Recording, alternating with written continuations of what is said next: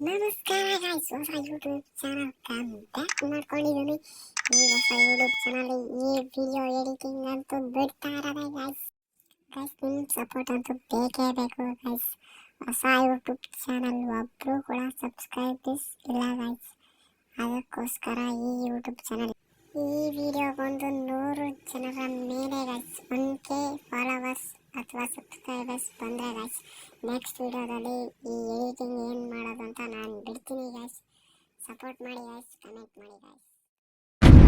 Cheating करता है तू, चीटिंग चीटिंग चीटिंग करता है तू. A few moments later.